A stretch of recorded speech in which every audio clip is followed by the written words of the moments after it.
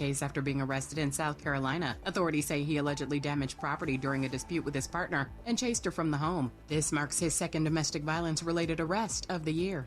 Get BIN News now on demand 24/7 on the iHeartRadio app.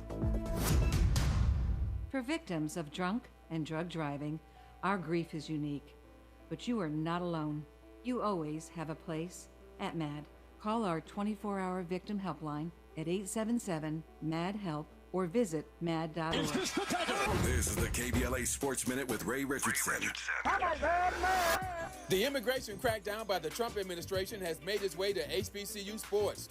Johan Sandoval, a star infielder for the baseball team at HBCU Savannah State University in Georgia, is free today after spending more than 2 weeks in detention at an ICE immigration facility in Batavia, New York. Sandoval, a native of the Dominican Republic, was detained by ICE agents after a traffic stop in New York City on July 3rd.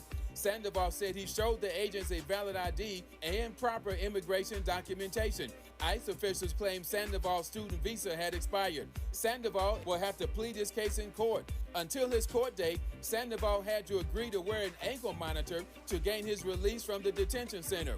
Sandoval, a junior at Savannah State, was MVP of this year's HBCU Baseball All-Star Game in Atlanta.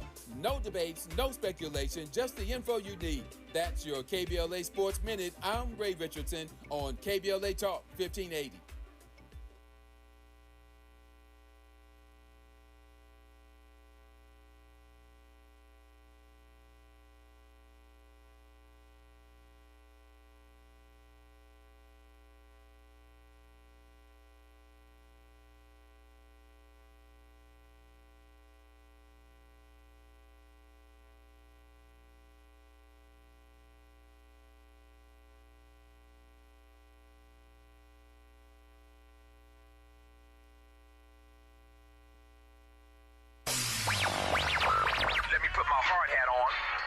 Outside and see if these procrastination Crenshaw construction crews have shown up yet. I'm saving space for grace, but if these trucks don't show up soon, well, you already know. Destination Crenshaw, your time is up. With a KBLA Talk 1580 editorial, I'm Tavis Smiley. KBLA Talk 1580 and Bethesda Temple Church invite residents, churches, businesses, and community leaders along the Crenshaw corridor to join a vitally important community conversation Thursday, July 30th, 6:30 p.m. at Bethesda Temple Church, 4909 Crenshaw Boulevard. For years now, this community has been living with unkept promises and the devastating effects of the unfinished Destination Crenshaw construction project, leaving residents, businesses, and churches to deal with myriad problems, including the loss of parking, restricted access, traffic congestion, and a lack of emergency vehicle access when it matters most. For years now, Procrastination Crenshaw has directly contributed to the loss of customer revenue for local black-owned businesses and, sadly, has forced the closure of some businesses along this 1.3-mile corridor. For years now, churches have been experiencing decreased attendance due to the elimination of parking, and social service programs for vulnerable fellow citizens have been altogether halted. For years now, residents have watched their quality of life erode, and nothing has been done about it. If they think they can get away with treating black folk like second-class citizens, they better think again. You better think about what you're trying to do to me. This town hall meeting is a reckoning, a public witness, an opportunity for impacted community members to share their experiences for the public record as we prepare to hold those responsible accountable for this enduring nightmare.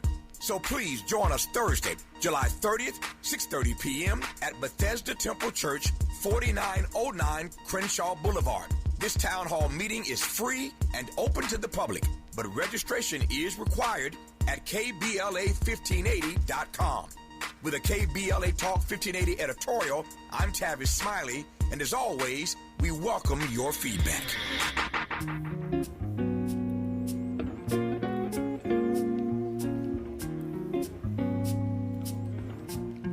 Yo, this This one for the band that be playing at the shows. Every critic, every fan that be standing front row, playing switch up at the last minute. Tickets at the door, move fast, better get them now. You already know, yo. Got a homie who I know who's on his third strike.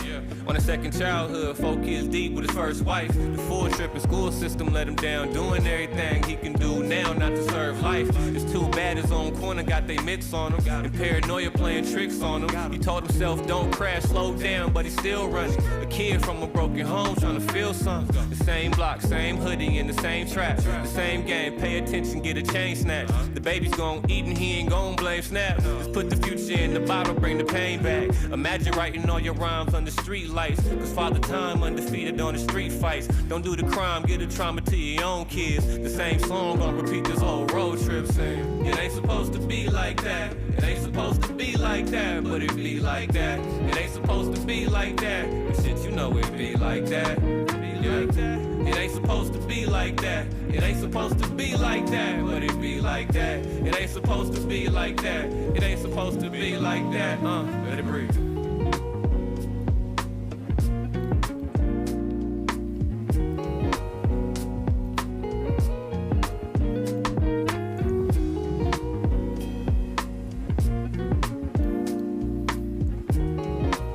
KBLA Talk 1580. Some Miles Low for your morning. MilesLowMusic.com. It's a Talking Point Tuesday, and I'm always happy to welcome in a Republican colleague on these Tuesday conversations. He is the Director of Coalitions and Outreach for the Project 21 Black Leadership Network. He's got experience in federal government, worked at a think tank, member of the clergy, and author and a podcast host. Terris Todd, welcome. Thank you very much. It's a blessing to be with you. And keep up the great work, by the way. I wanted to share that with you. Appreciate Thanks you. for having me. Thanks for coming on. So I'm reading that you were appointed in White House Initiative on Educational Excellence for African Americans in 2020. So was that Biden? No, that was Trump. That was toward the end of the Trump administration. Okay, so he kind of put you in there at the last minute. And I noticed that you focus a lot on education, both in terms of, your own efforts in the government. And what I would say, from what I can see, is sort of from a spiritual or religious standpoint as well. Yeah, absolutely. Yeah. Well, because that's part of my background. So I am an educator by profession, but I've also been in ministry for a number of years as well. Yeah. Right. So I'm assuming that you are, well, let me just ask you rather than assume. Are you Sure. Are you comfortable with what we're seeing as far as the merger of the religious schools, or the sort of trend towards a merger of religious and secular education, some school districts requiring the 10 Commandments, for example, to be posted, or the push by this administration to fund private religious schools? Actually, I'm for anything that's going to educate our children for the most part. But as far as forcing something like that, I don't think that's the way we need to go. But certainly, I think that being a proponent of school choice, I think that is one of the things that I do support 100%, giving people a choice. And so, but anytime we force or mandate something, it's really forcing them to do something that might be outside of their own will. And so, yeah, but actually giving people choice, I do support that 100%. Well, I mean, school choice is a perfect example of a talking point, and something that Republicans are so gifted at, which is naming something the opposite of what it really is. I mean, when you guys say school choice, generally that means vouchers, which tends to defund public schools, allow, private school parents that are already in a position to pay for their private school because they are paying for it, to just now take money out of taxpayer coffers to be subsidized for what they were already doing, and defunding the public schools where the majority of our children are going to be. So to me, that's not choice, that's privatization. But nobody calls it the School Privatization Act because that doesn't sound good. So, but isn't it choice anyway? Because if I'm paying for something, for example, all of my kids went to public school. I'm also a public school teacher and administrator. I went to public school, but yet we still had the choice to decide whether or not we went to. Well, you always have the choice. All that vouchers do is institutionalize it, which is part of a move towards privatizing all schools and going back to a place where, we don't offer free education anymore. I mean, that's the privatization of everything is clearly part of the Republican portfolio. No, I disagree with that. I don't think the privatization is the focus of the conservative movement, but it's giving them the choice. If they choose to go, they can. If they choose but they not already to, have so the be it as choice. well. They already have the choice. Yeah. So why do we need vouchers? They But already have the choice. But shouldn't the money follow the child versus the school district itself? Well, we are committed to public education in this country. It's like a public option, which we should have, in my opinion, for a bank, for health care, and for housing, but we don't. But and I feel that you say that's not the main focus of the conservative movement. I wasn't trying to argue it was the main focus, but certainly it seems to be a one of the top 10 goals: the privatization of water, the privatization of power, the power infrastructure, the privatization of Social Security and schools. I'm not making this up. I didn't come up with it. Mm-hmm. Yeah, neither did I. But this is the first that I'm hearing that, with you saying that is the focus, is being to privatize everything. I didn't say it was the focus, but I said it was a focus. You don't agree with that? You don't? Oh, a focus. Yeah. Oh, for some, I'm sure. I put it in your top. Yeah, I put it in your conservative top 10 greatest hits, for sure. Gotcha. Now, are you in disagreement that there are some on the left that also want privatization as well? Of what? Are you saying that nobody over there wants privatization of schools? Give me an example. All this other stuff, because I'm talking about privatization of education and so on. Are you saying that nobody on the left wants that as well? They may. I'm not familiar with it. The people that I know over here on the left, we would like to bolster and improve the public options so that all of our children get a great education instead of just the ones, whose parents have the wherewithal to pluck them out. I think that's true of healthcare, in my understanding of the left, which is, pretty much pretty broad, fairly broad, but I'm not saying I know everything. Who on the left do I need to be made aware of that's pushing for privatization? Because I haven't seen it. No, well, that's just what I'm saying. I'm sure there's someone over there that's also in agreement, because a lot of them, keep in mind, they don't send at least a big part of Congress, they don't send their kids to public schools. A lot of them send their kids to private schools. Well, yeah, because they already have a choice and they can afford it. Yeah. But fine. Right. I don't have a problem with actual choice. What I have an issue with is the talking point that frames vouchers, which is really the defunding of public schools, as a choice. You already have a choice. You don't need vouchers for that. You send your kid wherever you want to, but don't defund the public schools. In fact, we need to do just the opposite. So what about the people who don't have children who go to those schools and yet they're still paying for those schools? Wait, why would you go to the schools if you don't have children? No, I'm saying people who don't have children to go to those schools, but yet they're still funding it. Schools are funded. Oh well, we all drive on freeways. I mean, we all pay for freeways, whether we drive on them or not. That's called the commons. Yeah. It's there for you if you need it. If you don't have a child, or maybe you send your child to private school, you still have to donate to the commons. That's the whole point of government, which is why we have freeways and we have waterways, and people all pay for them. Just seems that the rich benefit more because they wear out the highways more. They spend more water watering their massive gardens. They use more of the resources flying their private jets. But we all pay, actually many times the middle class and the working class pay more to maintain those things when you look at it in terms of percentage of income. When you say in terms of percentage of income? In terms of proportionally, yeah. Yeah. Yeah. Oh, gotcha. Yeah. Oh, middle class taking a huge hit. Absolutely. And the working class as well. I mean, because we pay sales tax on everything. I don't know why. Well, I'm glad you don't have that disease. Terris Todd. There's a lot of Republicans and Democrats that can't make their mouths say working class and poor. They can only say middle class. Oh, yeah. No, working class. No, I'm a part of that class, by the way. Yeah, absolutely. Which 100%. One, the working class? The working class, yeah. Really? Okay.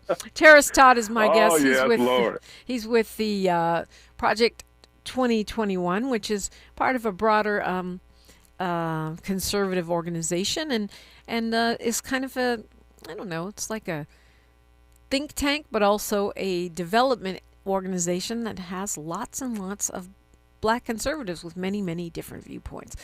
We'll continue the conversation when we come forward on KBLA Talk 1580. She's reclaiming her time on KBLA Talk 1580. More First Things First with Dominique DePrima when we come forward.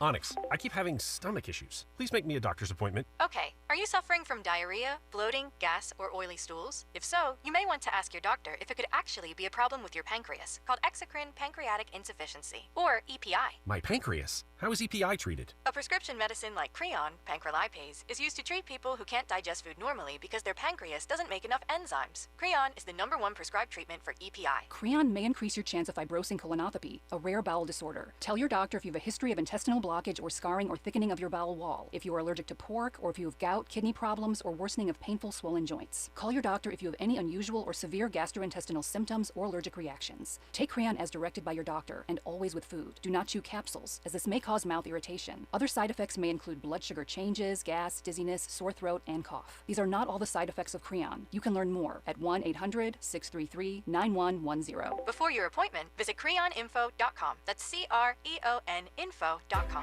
This November, you'll decide who leads California. So shouldn't you hear directly from the people asking for your vote? Join us for California Voices, a political town hall and ballot forum, Saturday, October 3rd, 2026. Meet candidates running for governor, lieutenant governor, attorney general, and other major statewide and local offices, including Mayor of Los Angeles, city attorney, and LA County Sheriff. Get clear, nonpartisan breakdowns of the propositions on your November ballot, both sides, no spin. And ask your questions directly, in real conversation, face to face. California Voices is brought to you by KBLA Talk 1580 and the Empowerment Congress, giving you the information you need before you vote. Mark your calendar, Saturday, October 3rd, 2026, California Voices. Follow KBLA 1580 for details and download the KBLA 1580 app. Your vote, your voice. Be there.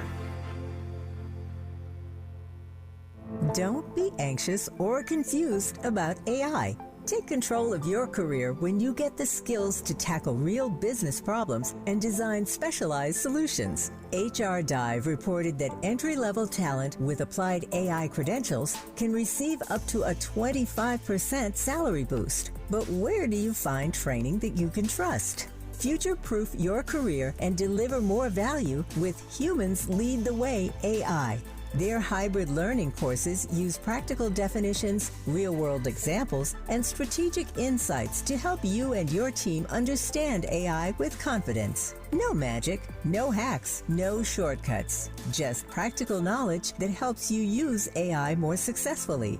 Don't wait. AI can never replace people who know how to use it well. Register for courses today at humansleadtheway.com. That's humansleadtheway.com. The conversation continues right now with Dominique DePrima on First Things First. Terris Todd is with us. He's the Director of Coalitions and Outreach for Project 21, and he's a black Republican. So this is one of those we call it Talking Point Tuesday, Terris, when we try to debunk some of the talking points that are going around, or at least understand them, at least understand where they come from. So Marco Rubio and Stephen Miller and others in the Trump administration are now saying that they are prioritizing what they're calling left-wing extremism. And saying, Stephen Miller said it's a fatal cancer to civilization. Marco Rubio says that we have a blind spot when it comes to left-wing political violence. And there's two tensions that I see. First of all, I see that FBI, several FBI reports, at least 2 or 3, saying that right-wing extremism, particularly white supremacist extremist violence, is the number one threat to national security here. And we've seen that manifest, whether it's Mother Emanuel Church shooting, the Tops Market shooting. I could go on. The attack on the Capitol. Yeah. And then, on the other hand, we hear conservatives, many conservatives, saying that, they should have the freedom to go do all that stuff, to have their militias and their, private militias, their guns, their, anti-woke. We should be able to say whatever we want. But to me, what Marco Rubio is talking about is thought police and targeting people based on their political beliefs. And I don't know what left-wing violence is he talking about in the United States. Well, for me, violence is violence regardless. I don't put it in a left or right basket. I put it a good versus evil kind of a basket. Okay, but one of your dear leaders, the Secretary of State, is putting it in a left or right wing basket. He says that we have a blind spot, and I'm saying, what left wing attacks are we talking about? Again, I don't put them in. I don't put them in those baskets. He may, but I don't specifically. I think that everybody needs to be brought to justice. Those who do commit those crimes and whatnot, but regardless of where they are politically, if he wants to put them in baskets, then so be it. But not me. Not at least that's not what Project 21 does, or me personally. I mean, I think it's again a matter of good versus evil, and everybody should be held accountable for that. I don't think the rest of the United States of America. I don't think we should tolerate violence of any sort, regardless of who it comes from. Even the government. So we should definitely stop the war in Iran. We should stop assisting Israel in bombing Gaza. We should have a Department of Peace rather than a Department of War. Well, true. I mean, I think everything should come back to peace. But let's not forget, Iran also attacked many of our military bases as well, killing Americans as well. And so what do? We just, killing Americans, and just walk away.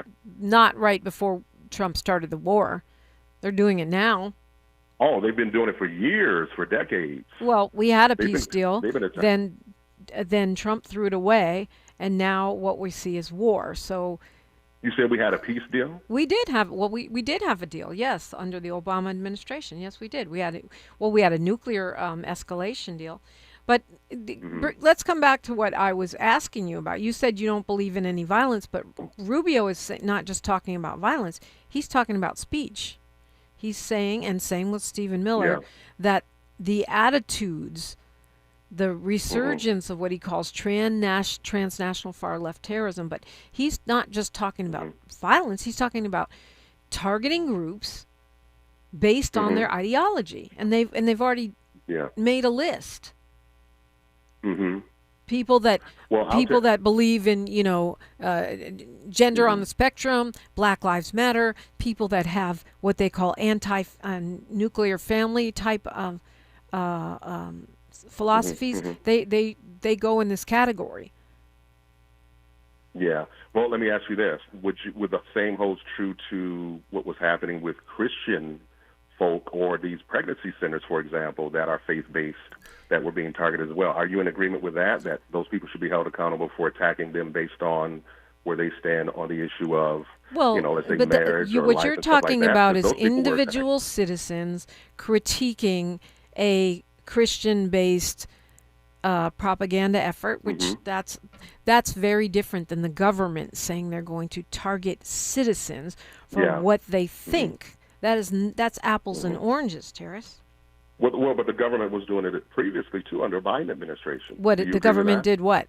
Give me an example. What you're talking about? Was targeting people based on their stance on what they believed. No, I don't. Give me an example. Concrete. Give me an example. You're the expert. No, I don't turn a blind eye. I literally read the news every day. It's my job. Give me an example.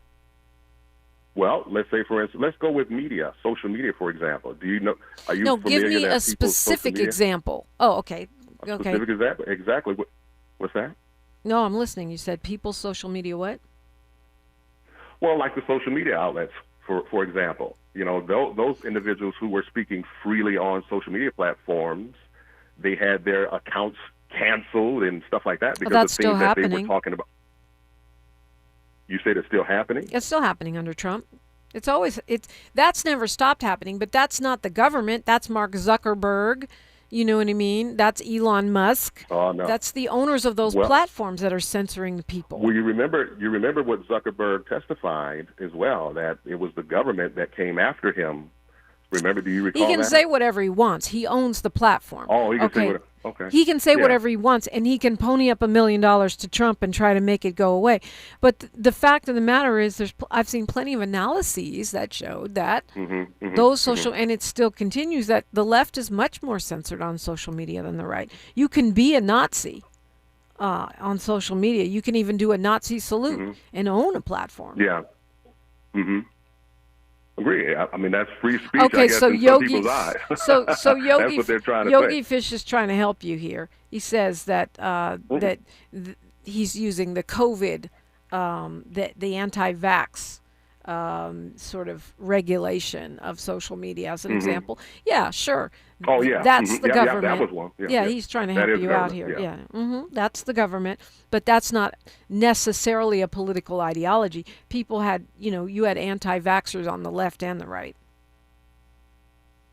Oh, absolutely. I mean, you have people on both sides of the aisle in many different, that agree on many different things that doesn't get highlighted, of course. Of course, they got to at least put out there the extreme of both sides. But we do have people that are right in the middle that do agree with a lot of these things, and they may not feel comfortable with coming out, publicly and actually saying that they agree for some. But my question is, can like you sign off on Marco Rubio and Stephen Miller, presumably with the blessings of their, beloved leader, saying that he's going to target people based on the organizations or their ideology who have not committed any crime and have not done any violence? Because that's exactly what they're not only saying they're going to do, it's what they're already doing.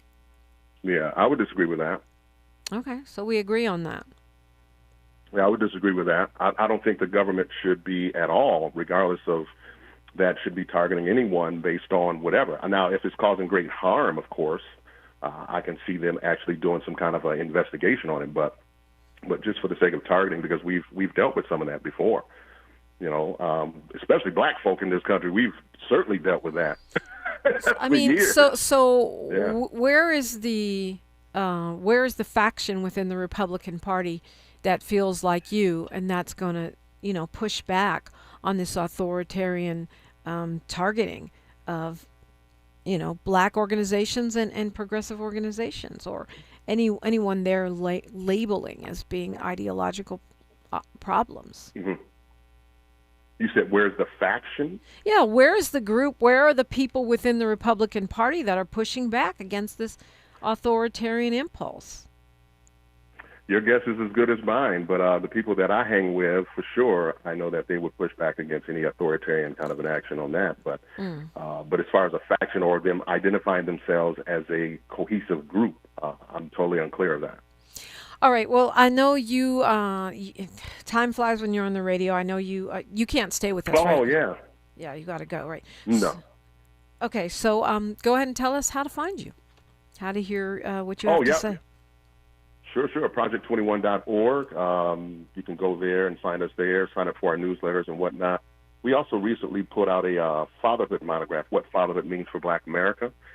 We have different monographs on different topics and whatnot. We'd love to get that in your hands if you guys would love copies of that. But we just recently put this out and to put into the hands of whether pastors or really all Americans that want to do it. But anyway, it's our way of highlighting the importance of fatherhood and family and the importance of that in the black community. So, but anyway, project21.org, please go there and sign up for our newsletter, or even shoot me an email at ttodd@nationalcenter.org. ttodd@nationalcenter.org. Well, thank you so much for joining us this morning, Terris Todd. And I will definitely take a look at your fatherhood document and give it a once-over.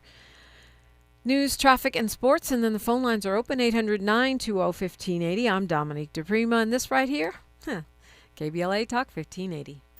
The station you turn to when you've had it up to gear with cultural incompetence. KBLA Talk 1580.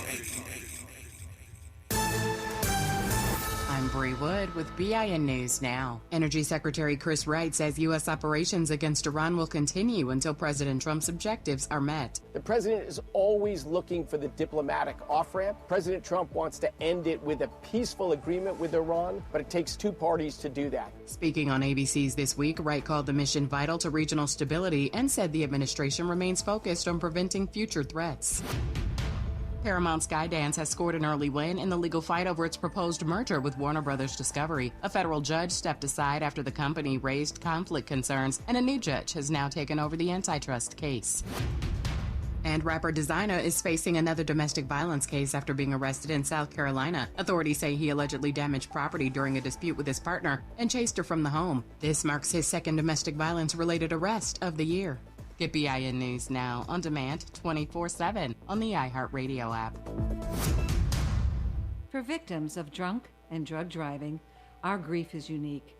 But you are not alone. You always have a place at MAD. Call our 24-hour victim helpline at 877-MAD-HELP or visit mad.org. This is the KBLA Sports Minute with Ray Richardson. The immigration crackdown by the Trump administration has made its way to HBCU sports. Johan Sandoval, a star infielder for the baseball team at HBCU Savannah State University in Georgia, is free today after spending more than 2 weeks in detention at an ICE immigration facility in Batavia, New York. Sandoval, a native of the Dominican Republic, was detained by ICE agents after a traffic stop in New York City on July 3rd. Sandoval said he showed the agents a valid ID and proper immigration documentation. ICE officials claim Sandoval's student visa had expired. Sandoval will have to plead his case in court. Until his court date, Sandoval had to agree to wear an ankle monitor to gain his release from the detention center. Sandoval, a junior at Savannah State, was MVP of this year's HBCU Baseball All-Star Game in Atlanta. No debates, no speculation, just the info you need. That's your KBLA Sports Minute. I'm Ray Richardson on KBLA Talk 1580.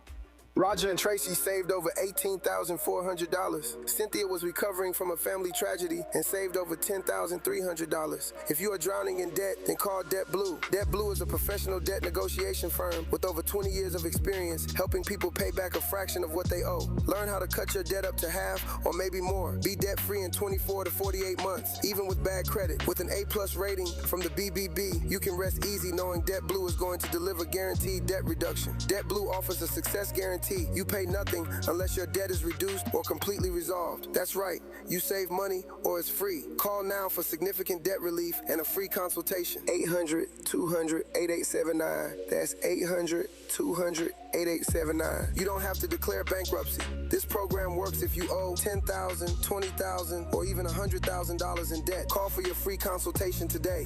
800-200-8879. That's 800-200-8879. We love America in spite of, not because of. And that's the deepest kind of love. This is KBLA Talk 1580.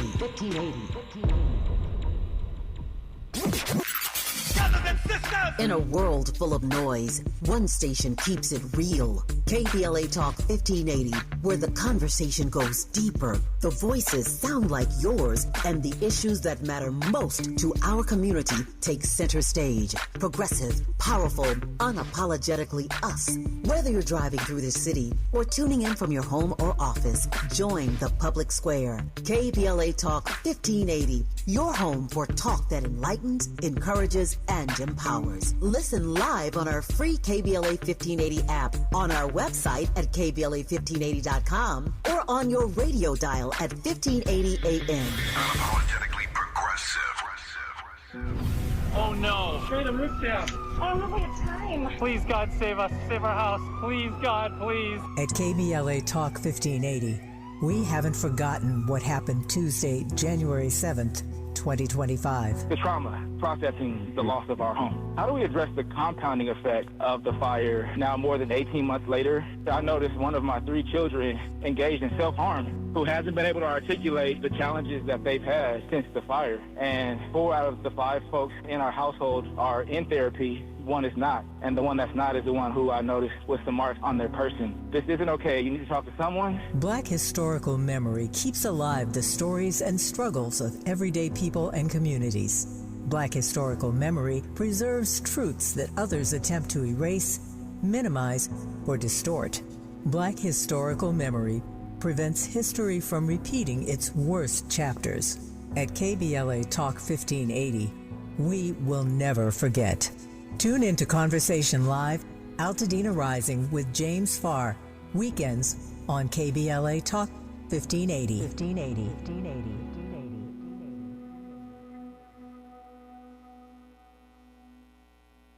Let's do this. Every vote matters. Every voice counts. And between now and November, the decisions made in Washington, Sacramento, and here at home in Los Angeles will shape the future of your family and your community.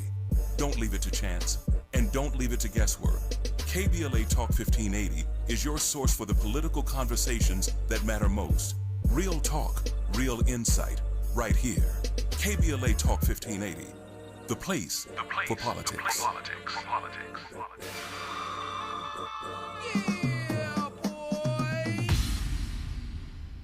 Find a righteous rage, and don't be afraid to say what you see. We're KBLA Talk 1580. We are indeed. So I want to play you just a little something.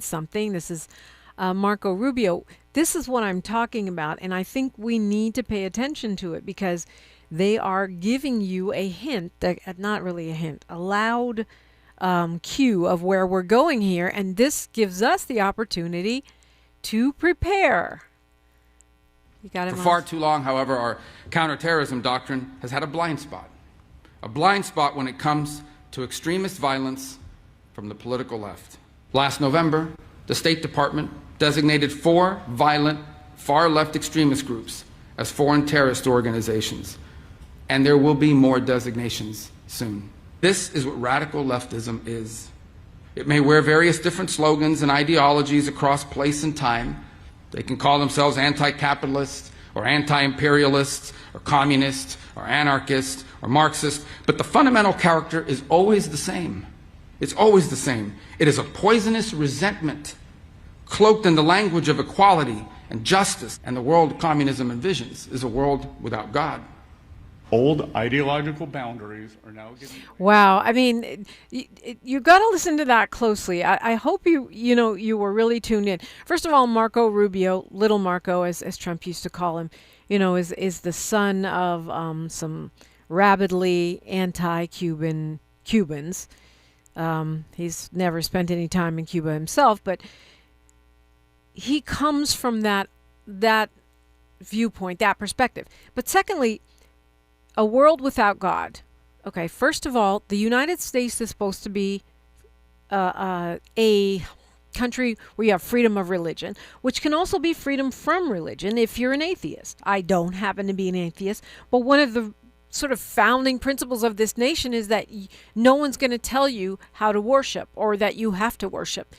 But Marco Rubio, is very clear in that clip that they're going after people they consider godless. And it's they consider, right? If you look at who they're targeting, Black Lives Matter, Antifa, which is not an organization, it's a philosophy, anti-fascism.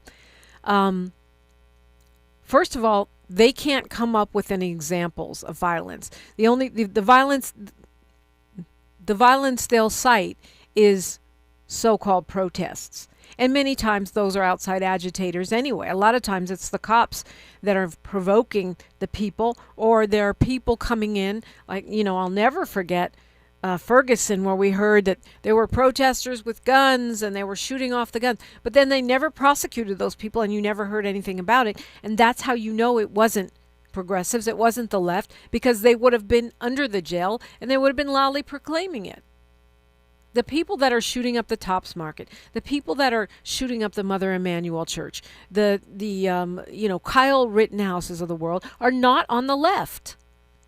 So what they're doing right now is teeing up a massive wave of repression where they can simply target people, they can simply arrest people, they can defund their organizations based on this idea that we have a blind spot when it comes to leftist violence. There's no blind spot there because we're not the one. Well, as soon as I read that about Ferguson, I said, and heard it on TV, I said, they're lying. Because, I mean, some of us are armed, but in general, we are not the ones with the guns. It's their militias. It's their white supremacist groups. Now, that is changing to an extent. I know that under the first Trump administration, black people and gay people were the most frequent gun buyers. I haven't checked that this second administration, but I would imagine it's true because this administration seems much more threatening to our safety than even the last one. But as far as like shooting things up, okay, they may use the assassination attempts. Maybe that will be the be the example they can use. Why do I laugh? Because we don't. First of all, I don't think most Americans, even the Trump base, believes those were real.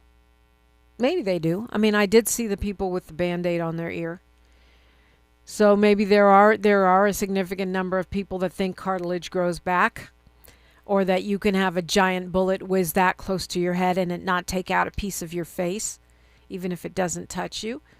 You know, people that believe in magic, some kind of magical military realism. But for the most part, I think most Americans don't believe that. They think those are just fake.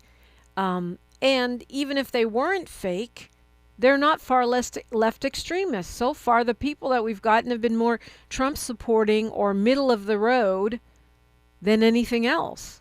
And then they put them in jail or we never hear from them again, which is also very strange. Like if somebody tried to actually assassinate me, I'd want to know everything about them. I'd want you to know everything about them. And I'd want to make sure that and them and everyone that was around them was neutralized. I don't mean murdered. I just mean made to be not a threat to me. Okay. Reparations.now says the racial wealth gap is violent. I agree. And for the most part, that's another example of racialized far right-wing violence. It's another byproduct of white supremacy. So what I'm saying is that just because Stephen Miller makes an announcement, just because Marco Rubio makes an announcement cloaked about left-wing violence, doesn't mean it's real. He says the ideology is cloaked in the language of social justice. No, it's not cloaked in the language of social justice. Social justice is meant to abolish the right-wing, anti-people, anti-justice ideology that you subscribe to. You know what else is violent, reparations.now? What they're doing to the Cuban people right now. Starving them out, making babies die in hospitals, letting elders die of preventable diseases because we won't let anyone sell them oil. Not give them oil, sell them oil. Because we don't like them. Because Marco Rubio's mommy and daddy are mad at them. And because Trump thinks it's going to be Trump Cuba, Riviera. He thinks he can turn it into a country club. The campaign is teeing up. He hinted at it with the with that executive order, the unleashing law enforcement, whatever that executive order was, unleashing police. But now he's leveling it up, and I want us to pay attention because we have to be prepared to push back. The people that are going to be targeting are the Black Lives Matter, are the Dominique DePrimas, are the Tavis Smileys, are the Dr. Cornel Wests, are the many anti-racist organizations. He told you what he's doing right there. He said communist, far left extremism cloaked in the language of social justice. You see what they're doing. I see it coming, and I'm just pointing it out to you because, we've been through this before in America. It's not new, but this is happening now in the age of Palantir, in the age of AI and social media, where they can track you much more easily, where they have drones and bots and malware and spyware. And I'm not trying to make you paranoid. I'm not paranoid. I always say, at that point, you got to say, if Jesus says yes, nobody can say no. You could say, if God's got me, then I'm okay. If this is my destiny, then my best option is to be brave, be courageous, speak truth to power, and do what I do, not to cower and shut up. That ain't it. I'm not trying to make you afraid. I'm trying to make you aware. This is where they're going with it. And Bill Maher is part of that, right? Because even though I, have enjoyed his show over the years, and I used to think of him as a progressive, of late he has moved much more to the right and is much more invested in Netanyahu, the preservation of Israel as it currently is, much more invested in his wealth over everything. And that is how I see it, because to me, if you can say that you would vote for J.D. Vance over whoever the Democrats have to offer, which we already know is not going to be a Democratic socialist, because the corporate Dems still control the party, even if the people are voting for the Democratic socialists. You already know what they're doing. If Bill Maher says, I will vote for J.D. Vance before I let the Democratic Socialists take over, what he's saying is, I'm voting for my wealth. I'm voting for my wealth and my power. I don't care if we turn authoritarian. I don't care if we target people because of the way they think, their political philosophy, and pretend that it's violence even when no violence is taking place. That's what he's saying. He's saying, my money is more important to me than your rights, your life, this anti-racism, that civil rights. That's exactly what he is actually saying. Let's go to Paul from LA. Good morning, Dominique. How are you doing today? I'm blessed. How are you? I'm blessed. I love the conversation that you're having today, educating. I think that what we're coming across right now in real time is just basically, let's go back to even World War II. After the situation, a lot of those Nazis, per se, took to Argentina, and a lot went to America. And one of the biggest reasons why Florida, the U.S. to government, be exact. Yeah, right. So you already get at what you already get what I'm getting at. And the biggest reason for people to understand that this happened, I'm going to relate it to what's going on now, is because they wanted to get their hands on that wartime technology, those scientists and everything. What's going on in today's time? AI, tech, and everything. So when you can clearly watch, like you're saying in real time, someone do a Nazi salute multiple times and everybody just ignores it, why? It's because they care more about the technology, the AI, the surveillance, and things of that nature. So when you talk about fascist behavior, this has always been around. This is nothing new. We're looking at a populist push in response and backlash to the Obama presidency. And why did it happen? Because remember, Dominique, Obama ran on cram down. So for people that don't remember what cram down was, is after the housing crash that happened, Obama ran on holding those people accountable. And how were they going to do that? When they had the supermajority in Congress right after he went, they wanted to give the judiciary branch the ability to renegotiate and cause the actual banks themselves or the subprime lenders to take a bigger loss on their end. Why does that matter, Dominique? It's because it created the Tea Party in 2009. What will get racist white people to jump out and say, no, that's going too far, when you talk about their money? Yeah. I mean, that's like a litmus test, right? You can say you're liberal, you can say you're progressive, but what happens when it comes to economic issues? Right, and one thing that they will always galvanize behind is their wealth. These are descendants of the Confederacy. They've moved everywhere. That's why in L.A. and Inglewood, you can walk around now and see a Trump flag, a Trump sticker, a MAGA flag right there on somebody's porch. Because when gentrification happens, who do you think are those people that come in and replace that? People talk about these social issues that bother them, but you have to pay attention to the policies themselves. And not just the policies. We have to talk about the morals in the situation, too. That's why when you have in Maine, you can have a bunch of people supporting a white man with a big Nazi tattoo when people from the beginning were telling you, how are y'all going to support that? You don't know. You're trying to act like we don't know what a fascist is? Well, it's interesting. I'm sure you see it, Paul, in the chat. They're having an argument about socialism, and Yogi Fish is equating it to fascism, and Willie Frazier is saying, go look up socialist, then go look up fascism, tell me how they're similar. And it's because, maybe it's because Hitler called his party socialist, but they weren't, or maybe it's because he says he's using the example of the Weather Underground. But what we're talking about today is democratic socialism, the Bernie Sanders brand. That is not Weather Underground. That's not what Bill Maher is calling out.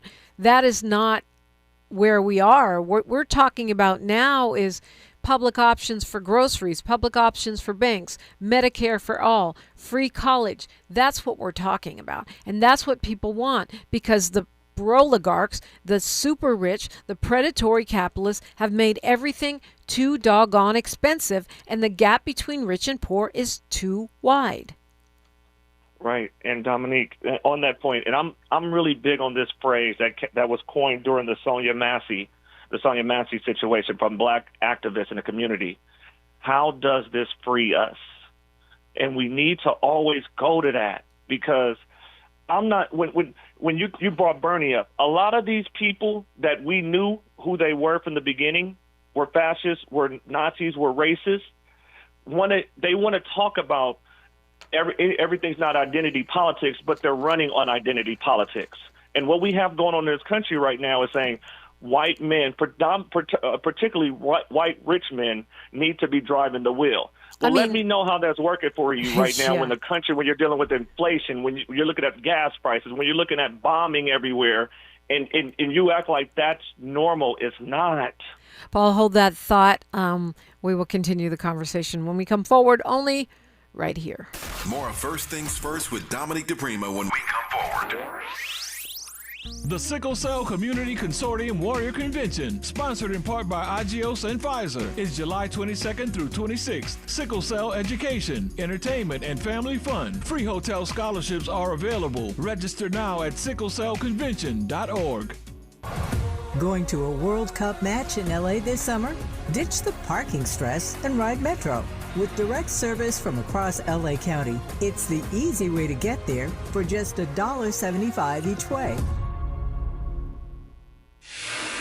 You can't fix what you won't face. And we face it every day. This is KBLA Talk 1580. In a world full of noise, one station keeps it real. KBLA Talk 1580, where the conversation goes deeper, the voices sound like yours, and the issues that matter most to our community take center stage. Progressive, powerful, unapologetically us. Whether you're driving through the city or tuning in from your home or office, join the public square. KBLA Talk 1580, your home for talk that enlightens, encourages, and empowers. Listen live on our free KBLA 1580 app, on our website at KBLA1580.com, or on your radio dial at 1580 AM. Unapologetically progressive. Lena Bloom for the Bail Project. Imagine you're stuck in a jail cell and you can't afford bail, and someone offers you a way out. Just plead guilty and you can go home and kiss your kids goodnight. What do?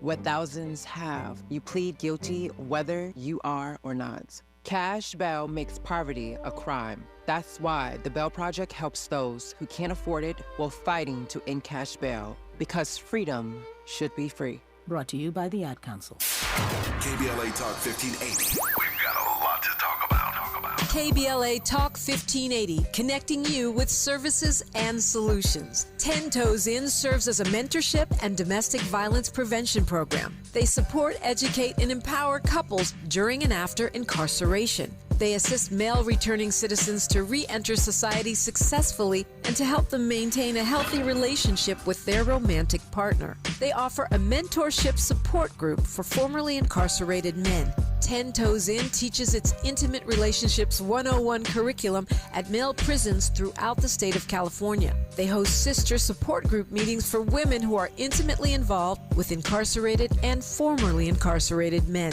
10 Toes In is a 501c3 nonprofit organization. To access their services or make a donation, please visit them online at 10toesin.org or find them on Facebook or Instagram. They are healing lives through relationships. This is a community call to action from KBLA Talk 1580.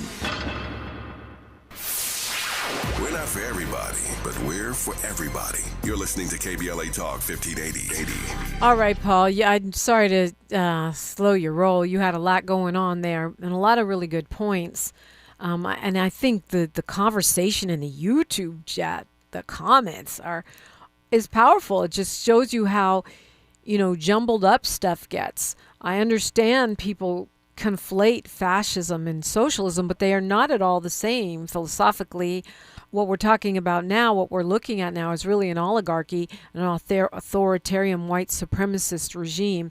And the folks who are, although I will say that we've seen it, the critique of Zoran Mamdani and some of the Democratic Socialists, Democratic Socialists of America within the Democratic Party, is that they don't tend to have a lot of black folks there, and not necessarily centering our voices. But if we're talking about it as a philosophy, I mean, we have a long history in the space. Yeah, for sure. We did. And it was just a couple of things. And thank you for the time, Dominique, that I wanted to bring up to people. A lot of times you hear people talk about now that it's for sure gone and Obamacare is gone. What exactly happened? Which people in here are aware, the Affordable Care Act was something that happened. Originally, when it was proposed and pushed through, Obama wanted a public health insurance option, public. But to get the votes in Congress, and a lot of people forget that, they agreed to privatize it, which in turn, the Obamacare itself actually impacted over 4 million black people. And as we're watching our premiums double, which they will double again in the foreseeable future, we're seeing people losing their health care and their medical care and everything of that nature. And that has a direct impact on our community in itself.